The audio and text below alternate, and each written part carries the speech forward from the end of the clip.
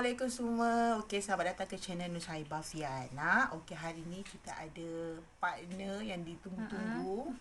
Siapa nama? Okay, hai, nama saya Hidayah. Saya kenal Kak Nofi dah lama dah jugalah. Ya. So, hari nak sembang-sembang kan? Ya, kita nak sembang-sembang santai. Uh, So, sebenarnya kita dah lama nak plan buat konten sama ni. uh-uh. Dah lama sangat. So, hari ni lah terwujudnya. Terima kasih. Lama. Okey. Okay, tu. Okey. Back to topic. Sebenarnya hari ni kita nak cerita pasal apa, baby? Okey, Pasal? sorry sebab kita orang kenal dah lama. So memang saya panggil dia baby. So korang jangan macam tak. Benda ni sebab dari kita dah macam family, saya memang panggil dia baby dan nama dia Nur Hidayah. Okey, Assalamualaikum. Gitu. Okay, bagi salam. Okay, so Okey. topik yang kita nak cakap hari ni tentang hijrah. Okay, hari ni kita nak cerita pasal hijrah. So kita topik hijrah ni kita nak borak-borak santai saja dan ini pandangan dari kami, pendapat daripada kami yang ada dua generasi. Generasi. Okay. Satu baby ni muda lagi okey, dia masih muda lagi. Dalam 20-an dalam 20-an. Saya tua. Tiga.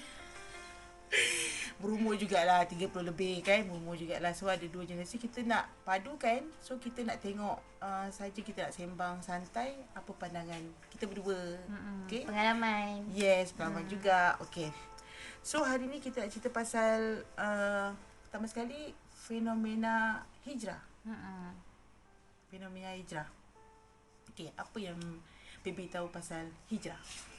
Okay, kalau baby, hijrah tu bila kita berubah menjadi lebih baik ataupun kita daripada tak baik kepada baik, daripada baik ke lebih baik. Macam itulah. Dan cuba istiqamah.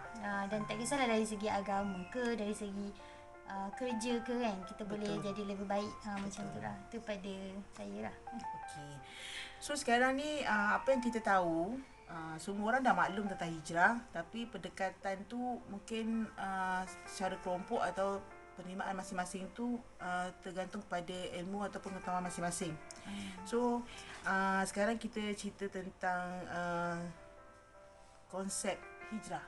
Pada akak pula macam mana hijrah tu maksudnya? Okey, konsep hijrah kita tengok pada yang paling basic lah basic. Okey. So bila kita nak hijrah ni sebenarnya memang datang daripada diri kita sendiri dan usaha kita sendirilah. Ada orang kata hidayah tak sampai. Hidayah tak sampai bukan Nur Hidayah hidayah daripada Allah. Okey. Hidayah tak sampai dan sebagainya. Okey. Sebenarnya betul juga hidayah tu dari Allah dan satu keadaan atau memang macam mana kita tengok situasi ke apa. Tapi sebenarnya hidayah tu dicari juga. Kita perlu cari. Macam mana nak cari padahal hidayah tak sampai? Kita dah tahu kita ni memang orang Islam. Okey. Lepas tu kita dah tahu kita ada benda baik dan buruk. Okey. Dan setengah orang banyak yang lalui sebelum hijrah, mungkin dia kurang ilmu agama, dia dah tahu tapi dia kurang mantapkan diri, melengah-lengah, Rasa macam hayal, awal lagi seronok dengan kawan-kawan, hidup dengan kawan. Lepas tu bila dah situasi tu dia berlaku, dia terduduk macam ya Allah, rupanya apa yang dekat dengan aku Allah keluarga. Gitu. Tapi tak apa. Apa pun kondisi kita, apa pun keadaan kita, kalau kita memang ada niat tu kerana Allah, buat je. Buat je. Jangan fikir aku dah terlambat ni, aku dah tua sangat ni, apa semua. Tak ada. Benda tu tak ada. Allah memang suka orang yang minta ampun, taubat. Sebab Allah pun dah bagi tahu macam mana pun keadaan kau, kalian ni semua umat-umat dia, kalau kita minta ampun, minta maaf, Allah akan terima insya-Allah. Sebab Maksud ustaz tu ustazah yang umum, maksudnya yang diketahui oleh ramai. Jangan pergi macam terserahlah masing-masing. Mungkin contoh kita bertanya pada ayah kita ke, pak cik ke, sahabat ke, macam tu. So sebab Al-Quran ni kalau kita tak faham pun dia dah boleh bantu kita sebenarnya. Apatah lagi kalau kita faham betul. isi dia. So siapa yang berniat nak hijrah je. Jangan tunggu-tunggu. Memang dugaan tu banyak, tapi jangan fikirkan sebenarnya benda tu datang daripada diri kita. Memanglah godaan iblis tu, syaitan tu banyak dan sebagainya keliling. Tapi sebenarnya boleh Tapi setengah orang tu sebab dia ada dugaan yang lebih kuat. Contohnya mungkin ada sihir ke atau apa kan. Tu pun satu ni juga. Tapi jangan lupa orang yang diuji macam ni pun Allah akan memberi bantu yang mungkin dia punya pahala tu lagi besar. Kita tak tahu. Tapi cuba cari orang yang tepat. Okey. Okey, itu antaranya lah. Okey, so apa lagi? So macam kalau pengalaman akak sendiri ataupun kawan-kawan, ada tak kisah yang boleh dikongsikan untuk jadi inspirasi, motivasi pada orang kat luar sana? Sebenarnya setiap orang pun mesti ada stage dalam hidup dia. Macam saya sendiri pun pernah, dan saya percaya semua orang lain pun pernah juga. Okey, kalau pengalaman saya sendiri hijrah. Okey, sebenarnya kalau macam hijrah dia tak secara tiba-tiba. Dia berperingkat. Berperingkat. Kita dah tahu, dah maklum dah takat ni, tapi kita masih ambil masa lagi sebab keadaan sekeliling. Bertambah pula ilmu tak berapa mantap lagi. Ini godaan tu jugalah. Godaan tu memang ada. Tak boleh cakap apa. Godaan apa? Saya yakin semua orang pun ada godaan dia sendiri. So macam mana kau nak kontrol diri tu sendiri dan bawa balik diri tu ke Allah. Sebab ujungnya kita ni penat dan keadaan diuji ataupun ada orang khianat ke apa ke kerja dan sebagainya. Dan ujungnya kita memang perlukan Allah. Kat situ kita sedar sebenarnya kita bukan apa-apa. Dan kita dekat tempoh hijrah pun kita pun diuji lagi. Sebab Allah pun dah cakap, aku akan uji hamba-hambanya. Mungkin setiap saat ikut dia lah. Kalau jangan kata kita beriman selagi tak diuji. Jadi tapi kita jangan fikir. Jangan fikirkan. Kalau kita fikir kenapa siap aku kena uji. Okay, kita ada tetamu. Tetamu kita. Ya, tetamu istimewa kami kat sini. Ya.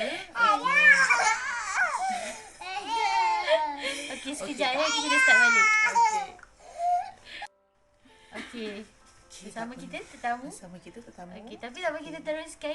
Tak apa, sebab budak-budak ni dia sweet. Dia satu.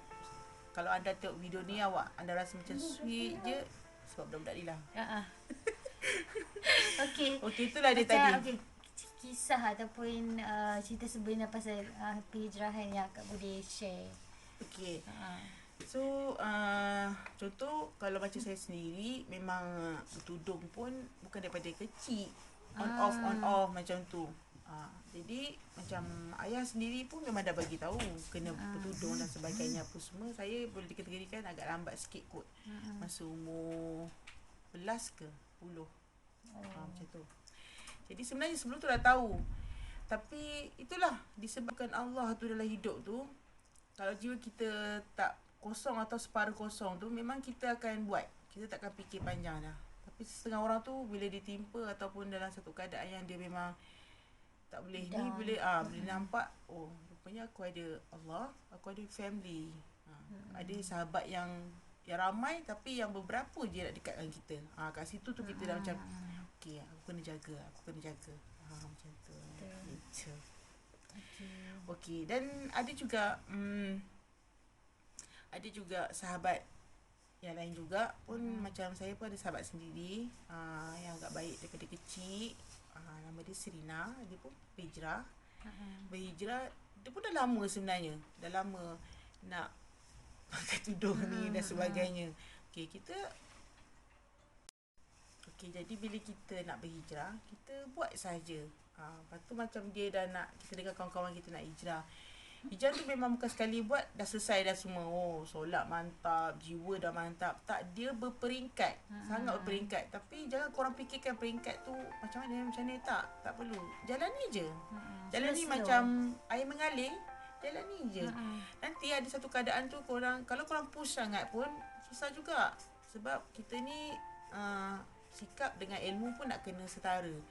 So nanti macam ni ilmu aku tak banyak ni, push pun tekanan pula. Jadi simple je. Ikhlas paling penting sekali. Ikhlaskan hati seikhlasnya. Jangan ada buruk sangka dengan orang. Kalau orang rendah diri selalu. Kalau orang kata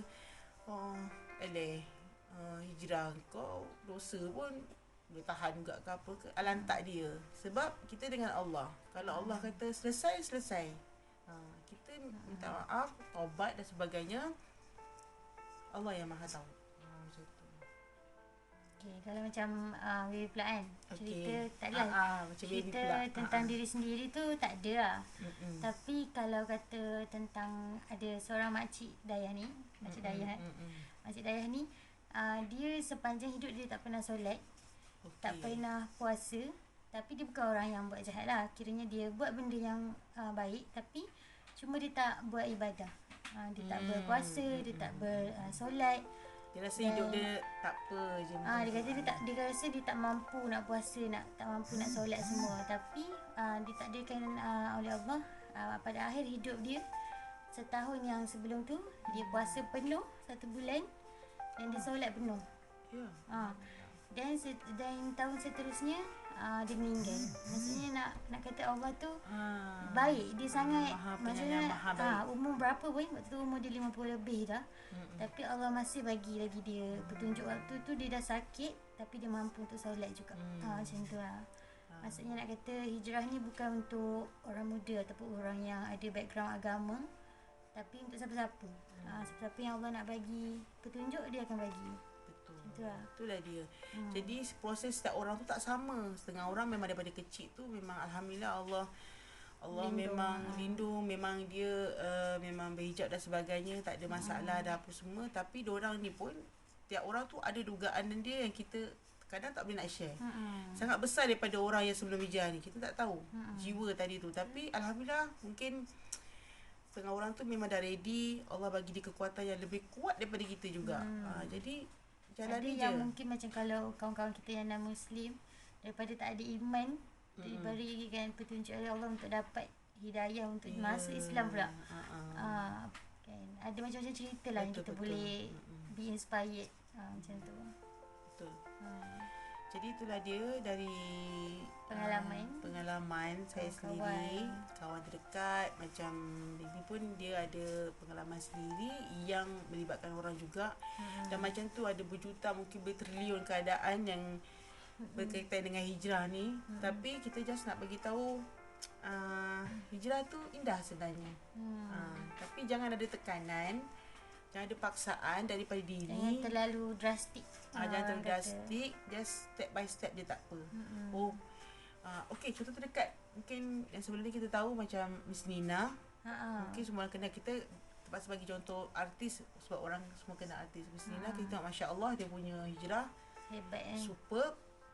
Sampai sekarang memang dia tinggal dunia-dunia semua tu. Dia dah dia pun step by step juga. Tapi alhamdulillah. Betul. Kedua yang terdekat ni Nilofa juga. Walaupun sekarang macam kontroversi juga, tapi kita tak pedulilah kontroversi tu. Tapi kontroversi tu isu luaran lah kot. Yang penting dia tu sendiri. Okey. Ada dengar suara hantu apa dia? Kita dengar tak suara tu? Kesimpulan. Nampak tak? Itu supervisor kita. Itu director kita. Okey, dengar. Okey, silakan. Okey, nak tanyalah. Okey, tadi dah cakap pasal pengalaman, pasal pengajaran semua. Tapi nak tanya juga, okey, sorry. apa pandangan kita dua orang pasal isu yang kalau orang tu dia pakai tudung, lepas tu tengok dia buka balik. Dia macam on off hijrah dia. Apa pandangan kita ataupun apa layanan kita yang sepatutnya dekat dia orang? Akak dululah. Kalau macam saya, santai dulu. Jangan terlalu haram ni semua. Betul benda tu dosa, haram. Tapi kan bergantung tahap ilmu tadi. Ilmu tadi dia ilmunya di mana baru.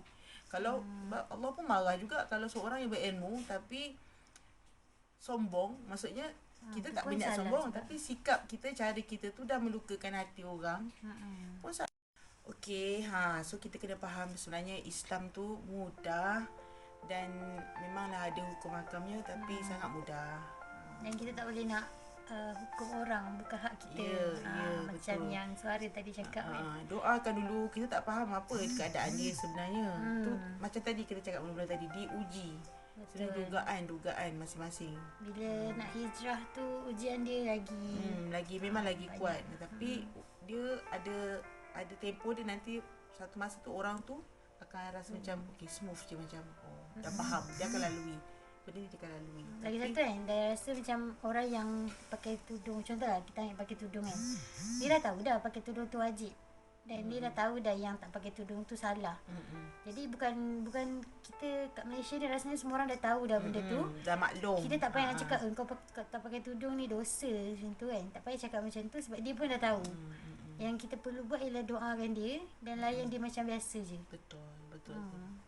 Sebab kita tak ada hak untuk judge dia lah. Sebab jangan judge. Salah ke tak salah, Tuhan je yang boleh doakan. Lepas tu kalau rasa ada kata-kata motivasi nak bantu, doakan dan bantu. Cakap kenapa buka tudung, ambil masa lah jangan tinggalkan semua. Kalau kita rapat dengan dia lah kan. Kalau masuk kat social media tu, kita doa je. Tahanlah sikit. Nak komen-komen. Tahan sikit kan. Janganlah gitu. Sebab kita tak tahu kita punya sekeliling macam mana pula keluarga kita semua. Jangan netizen ni kadang sedap je cakap gitu. Kadang kata-kata tu balik pada diri tau. Tu kata Tuhan tu, kata Allah. Jangan suka-suka fitnah ke apa. Sebab kita tak tahu akhir kita macam mana. Berat tu nanti. Mungkin akhir orang yang kita cakap tu lagi baik. Jauh lagi baik daripada kita. Baik. Tak tahu. Itu yang paling seram kan, paling menakutkan. Yang penting kesimpulan lah, kita terus ke okey, so kita dah sampai ke penghujung lah Baby, kita dah sampai ke penghujung. So kesimpulannya adalah dari Baby dulu. Okey, kesimpulannya kalau pasal hijrah ni, dia tentang konsistensi ataupun istiqamah. Yang penting kita buat sikit-sikit. Orang putih kata one day at a time. Ambilnya buat sikit-sikit tapi selalu sentiasa buat. InsyaAllah. Sebabnya kalau contoh kita mati pun dalam keadaan tak pakai tudung, tapi kita ada usaha, sebab Allah ni dia tengok usaha. Dia bukan macam manusia, kita tengok result, kita tengok KPI. Tapi untuk Allah dia tengok usaha kita, dia tengok niat kita, dan biarlah antara kita dengan Allah je yang tahu. Betul. Macam tu. Allah tu Maha Penyayang, Maha Mengetahui. Jangan terlalu letakkan diri tu rendah sangat. Jangan letak macam down walaupun kita tak tahu apa. Macam tu Allah pun tak suka. Jadi cari orang-orang yang terdekat, orang yang boleh dipercayai. Macam yang kita cakap awal tadi tu, usaha untuk sebaik mungkin. Mungkin kita tak dapat semua, sedikit pun, tapi itu pun mana yang kita mampu. Tapi istiqamah, tetapkan. Kalau macam dah okey pun jangan letak dia tu tinggi sangat. Kalau dah okey jangan okey aku sekarang dah aku yang paling okey. Aku super. Tak boleh lah macam tu. Belum lagi tu. Bab kata kiasan juga, dan ada banyak para ulama cakap, ada sebut juga ilmu kita ni, ilmu manusia ni baru setitik air di lautan. Lautan tu punya besar, punya dalam, ilmu Allah tu. Belum apa-apanya. Itu paling superb tu. Apa tadi kita yang baru hijab, baru tahu sikit macam kau ni tak kena tudung. Kalau contoh pasal akademik kan, kita belajar degree satu kos je pun kita dah rasa macam kita pandai. Sebenarnya ada banyak lagi kos yang kita tak tahu. Ya, satu. Dan kedua, selalulah menunduk, merendah diri. Yang kata rasmi padi kan, makin berisi, makin menunduk. Saya peribahasa untuk hari ni. Sebab betul lah, kita kena libatkan benda dalam hidup kita supaya kita jangan ada riak, ada sombong. Sebab Allah tak suka orang riak dan sombong ni. Asal ada riak semua, Allah memang tak suka. Tak maaf lah. Jadi pandai-pandailah bawa diri tu tadi, libatkan semua benda ni dalam hidup kita supaya kita lebih kuat, tenang, istiqamah, yang paling tetap. Walaupun tak dapat buat semua, tetap. Akhirnya daripada kami, semoga kita sama-sama sama-sama istiqamah berhijrah. Kita orang pun banyak lagi ni tak tahu juga ni. Banyak lagi, jauh lagi. Semogalah kita sama-sama istiqamah untuk menjadi lebih baik daripada hari semalam. Kepada sesiapa yang nak berhijrah, kami doakan kepada seluruh umat Islam, siapa-siapa saja yang nak berhijrah, semoga Allah permudahkan urusan anda. Semoga anda tenang melayari, didekati orang-orang yang baik dan kuat menghadapi segalanya. Okay? So, itu saja daripada kami. Assalamualaikum. Terima kasih semua. Thank you, baby. Jangan lupa follow YouTube Hidayah Kasim. Okay? Sis adik saya yang pakai tudung biru tu ada YouTube juga. Nama YouTube-nya Hidayah Kasim. Jangan lupa.